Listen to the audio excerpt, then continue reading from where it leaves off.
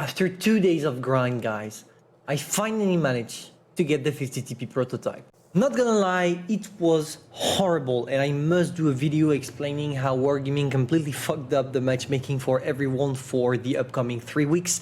But it was literally horrible, between people stealing your kills, people killing you on purpose to avoid for you to get the Brother in Arms medal and everything.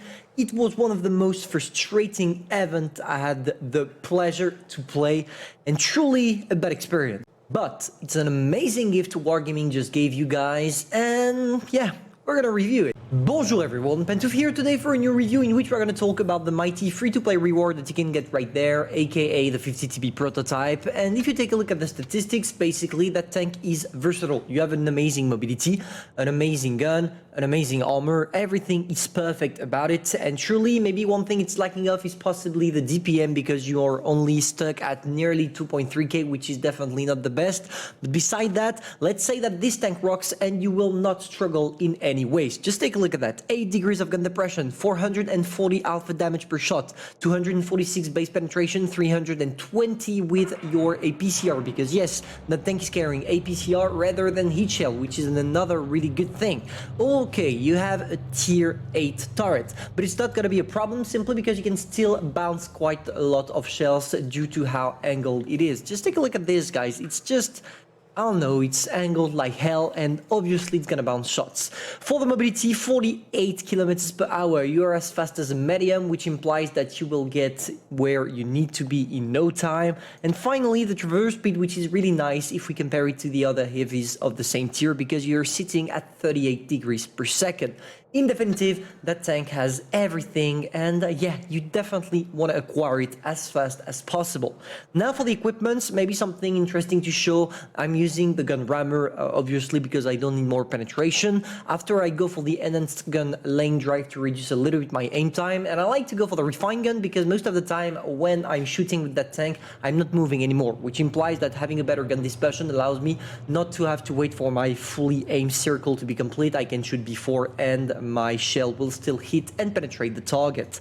For the defense system, this is pretty much because I'm not gonna ram anyone. Improved assembly, because with this tank you're already angled enough, you don't need to go for anything else than the hit points. The toolbox, because an strike is useless. Improved optics, because you're not gonna camp, you're not a tank destroyer. Engine accelerator to increase a little bit that mobility completely broken that you already have. To finish off with a high-end consumable or the consumable delivery system. In my case, I would rather go for the consumable delivery system simply because I'm reloading in 11 seconds or something like that, if I'm not mistaken. Yeah, 11.60 seconds. And yeah, having this kind of reload will not allow you to use the high-end consumable effectively. So yeah, this is pretty much the 50 TP prototype for you. But enough talking, let's see how the tank performs in battle. And all I gotta say is that I was quite surprised. It's a free-to-play tank. Usually when Wargaming gives us free-to-play tank, they are either kinda shitty or just average. Here, it's no longer the case. That tank you're seeing right there is rocking on the battlefield as long as you know what you're doing. Basically, as it's the case with pretty much every single heavy in the game, and especially at high tier, you have a bad hull, and on this tank, at least the upper part of the hull can be somewhat trollish. But what you want to do is obviously showing only your turret, which is the strongest part of the tank. And you're going to see how many bounces we're going to get in this game. And yeah, the trade possibilities you have with this tank. As long as you're in all down, featuring your 8 degrees of gun depression, you can pretty much destroy everything. So just learn where the all down positions are and you're good. So there we go, we're sticking a shot on the T-34-2, but unfortunately we went a little bit too far. As I told you, when you show the hull to your opponents, they'll penetrate in no time. And this is the case of WT, and on top of that, a high alpha damage gun and a tank destroyer. I hate tank destroyers camping, but we're not here to talk about them, we're here to talk about my tank. Maybe you've realized, but at the beginning of the battle, how fast we reached our position. And this is what makes this tank's charms, in my opinion. What you can do with this tank is pretty much relocate, and being able to relocate feels like an IS-8, but a better version of it. If I had to literally sum up that tank, let's say that it's an IS-8 from which you reduce a little bit the DPM in order for you to increase its overall mobility and armor, which makes it definitely more worthy. Just take a look at that, man. It's ridiculous. The max alpha roll with HE 700. Poor RU. The guy thought that maybe he could have been able to do something. Nah, you can't, boy. You're just gonna die like the rest of your team. So yeah, what you want to do is obviously being in all down. I was thinking about rushing that RU right there, but I thought, hey, you know what? No, because there is the WT. Is probably gonna sneak in another one. There we go. I'm trying to sneak my shot, and oh boy, the RNG did me dirty on this one. Not a problem. I'm gonna reload fast because I'm using adrenaline, and I know that WT is probably not gonna move. He didn't move for the whole game, so maybe he's a little bit brain dead. We sneak a shot, and you're gonna see after that, yes, our shot went in straight. Just take a look at that. I was thinking that maybe he was not gonna try something on me, and yeah, 700, that hurts. But I'm still here, guys. I'm still here, and there are a platoon of IS-3s right in front of me.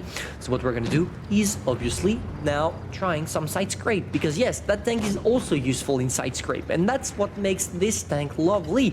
You can hull down, you can side scrape, you can do pretty much everything a heavy tank is good at without necessarily dying from it. So we sneak a shot on the WT, the guy dies. Now I only have to focus on both of those IS-3s, and here comes the side scrape, the mighty one. There we go. As you can see, it's impossible for them to penetrate me if I'm side scraping, and boom, that's it. We got the IS-3. I just wanted to show you what it looks like from their point of view when I side scrape, even if I don't remember if I'm gonna side scrape again right there. Am I? No, here I'm not side scraping, I'm going straight in, and I'm gonna kill one of them, obviously, because after all, why not? And now it seems like my HUD decided to break down, but it's not a problem, guys. It's not a problem. At least it gives us a cool cinematic overview. So yeah, we rammed that poor guy, and you're gonna see that the RHM is gonna be spotted right there next to the house. He's trying to cross to protect himself, but don't worry, it's not gonna happen. We are coming right in, and we are gonna smoke his ass, because that's pretty much what our tank is good at.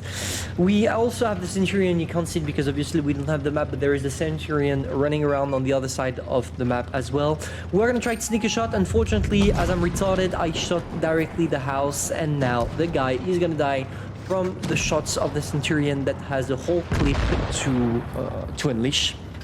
And that's it. But in definitive, guys, this tank you're seeing right there is worth it as hell, and on top of it, it's actually allowing you to get some cool credits. Just take a look at that. I was not using any credit boosters, anything, and I still managed to get myself 51,000 experience, so that would be way too much, but credits. So in definitive, you have a tank with which you can make credits, which is extremely fun to play on the battlefield, but on top of that, extremely effective. Do you want it? Yes. Will it be hurtful for you to try to get it? Obviously, because everyone is spamming platoon and OP tanks in order to get it, stealing kills, so good luck.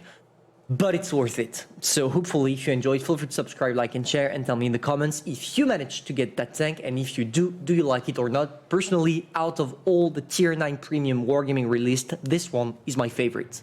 Yeah.